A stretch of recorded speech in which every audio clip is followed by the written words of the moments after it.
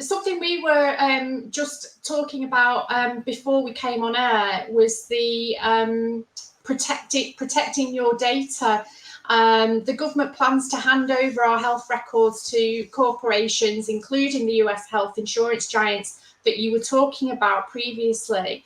And people need to opt out of this because it's an absolute scandal. So if you live in England and you want to stop your GP data leaving your GP practice for purposes other than your direct care and breaching your GP patient confidentiality, you can do so by filling in and giving or posting a form.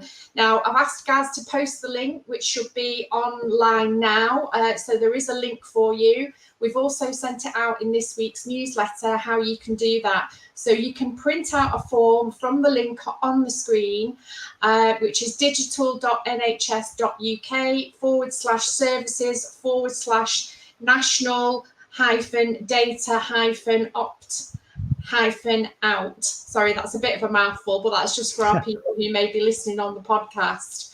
Have you got anything further you want to add to that, Bob? Yeah, so it's interesting that the government, without any publicity whatsoever, quietly released this intention on the 12th of May, giving people 6 weeks to opt out in a very cumbersome way, filling out a piece of paper and submitting it to your GP. It's almost as if they didn't want anybody to know. Yeah.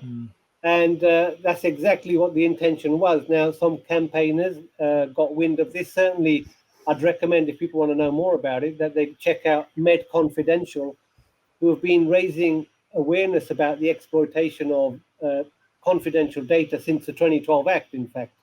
Now, they raised the alarm. Open Democracy have written well on this, so have Byline Times.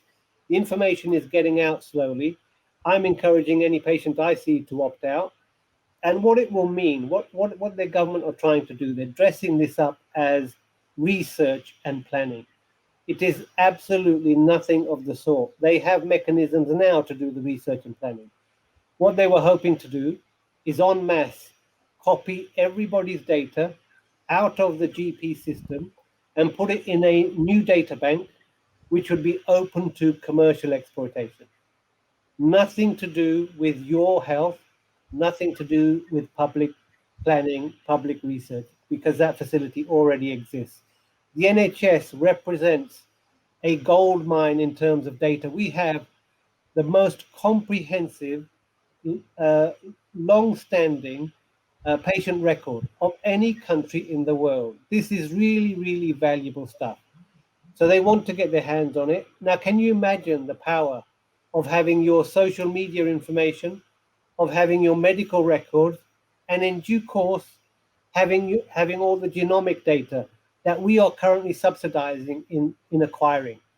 The UK taxpayer is paying a lot of money to get to the genomic data of a growing number of the population. Now, the commercial possibilities are mind-boggling if you can put all this data together. Somebody called it, I read an article the other day, called it Cambridge Analytica on steroids. Now, if Facebook and Cambridge Analytica can manipulate democracies across the world just based on a questionnaire and develop algorithms to micro-target adverts at you to nudge you in one political direction or the other, can you imagine what they might do with your health data? It's shocking. People must take this seriously and act. And I encourage everybody to opt out. Sorry for butting in. Can you give us some examples of what they might do with that data? And will the government make money out of selling that data? Yeah, so the government isn't interested in making money for the taxpayer.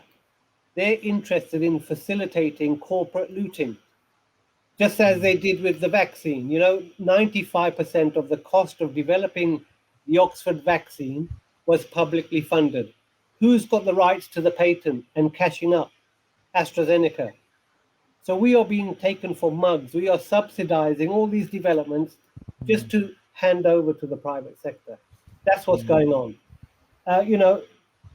What can this be used for? Well, if you've got dementia and you've got a house, well, maybe some asset release company might be interested in that data set, so they can come on and market to vulnerable people into giving up equity in their house. That might be one possibility.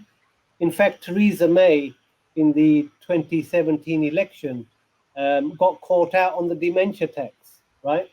Which was essentially, if you got admitted to hospital with a dubious diagnosis based on a GP questionnaire of dementia and you needed permanent care, the government would have been able to sell off your house to pay for your care. That's what was going on with the dementia tax. I'll leave it to your imagination. These companies are not interested in the public good. They're interested in control, power, and making money.